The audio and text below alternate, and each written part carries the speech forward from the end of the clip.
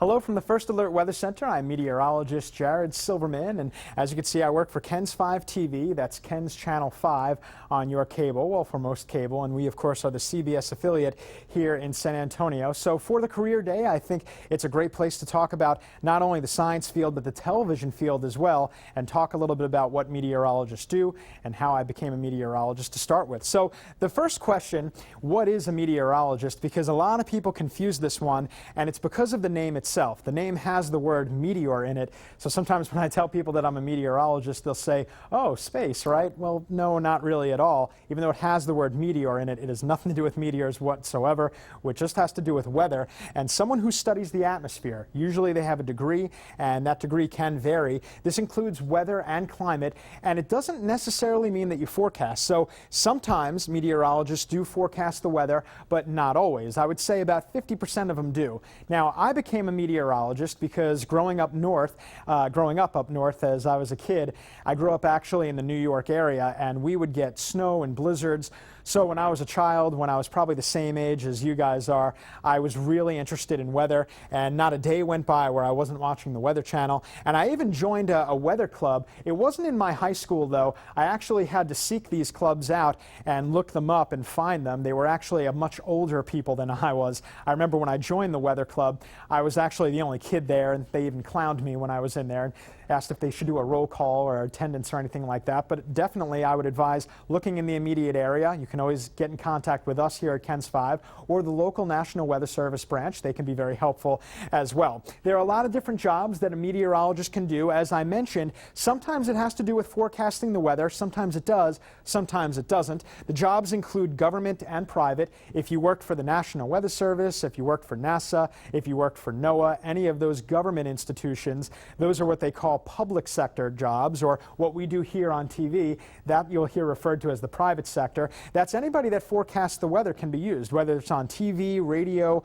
on the web. Matter of fact, if you folks are sports fans, I don't know if too many of you play golf, but actually the PGA Tour, they hire their own meteorologists like myself in order to forecast the weather and let them know whether or not they can play the sport and if they can play the game on that day. Of course, in a sport like golf, outdoors, holding little golf clubs, little lightning rods, you want to make sure you're not going to have a thunderstorm. Most forecast the weather, more than 50% or so, I would say, and they forecast the weather on TV, radio, but it doesn't necessarily have to end there. This is Military USA, after all, and a lot of the military use meteorologists. Matter of fact, there are a lot of jobs that have recently opened up in the United States military, the U.S. Army, the Navy, especially the U.S. Air Force, and any of these military institutions, what they'll usually do is they'll hire their own meteorologists, not just to forecast the weather, but they actually have combat missions, and they need forecasters and meteorologists to do the forecasts, not only here, but of course internationally,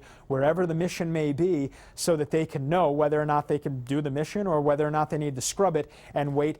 And here's another one. Of course, we're not these guys standing here on the moon, but these guys couldn't do what they do unless people like us did what we do. So NASA and the space program, they've got a lot of people in mission control, both in Houston and at Cape Canaveral in Florida. And of course, if you ever watch the news, you'll hear a lot of the times that some of the launches get scrubbed. That's because of the weather. So meteorologists like myself make that call and decide whether or not you're going to be able to have that launch going. Now, what kind of education is needed? Various degrees, usually a degree in meteorology. Now, it varies. It actually can be, you know, it's sit right here. I'm actually going to give you an example of how we can mess with our computer. I see that my computer here isn't doing the right thing, so I could just move everything right on over. Now, hopefully you can see it. Typically, big schools offer the 4-year degree.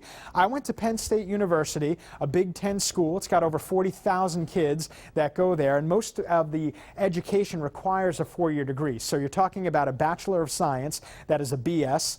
Bachelor of Science, not the other BS that you may have heard of. And again, you can get a master's or a PhD. If you wanted a research job, you would probably need a higher degree, like a master's, a PhD. We're talking 6, maybe 8 years of college. And of course, weather is really interesting, but there's a lot of math involved and a lot of science. So if you love math, if you love science, this could be the way to go. But if you're not really a math person, I'll tell you right now, meteorology is a math science, and you definitely can't be a meteorologist without taking some measure of math. So To accomplish what we do, the job on TV, other than having a degree, you need great speaking skills, great time management skills, and various computer skills.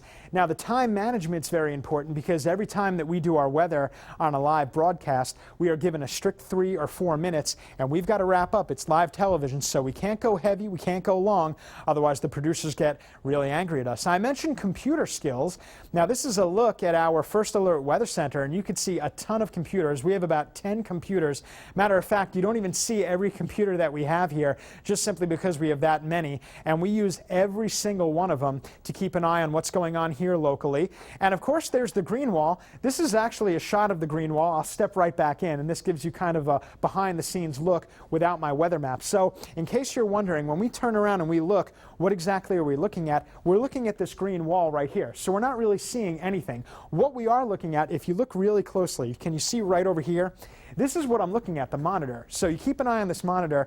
I'm talking to you here, and I'm going to point to the map. I'm going to make it look like I'm looking here, but I'm not really looking here. What I'm actually looking at is that monitor. So I see a mirror image in that monitor there. I see a mirror image right now, so I can actually see myself as we're talking, and as I step over here, I can see what's going on in a monitor there. I've also shown you a shot. This is our KENS 5 news desk. If you've never seen our studio, this is what the inside of it looks like. That, of course, is the shot in the dark without the anchors there and without the big screen lit up behind it.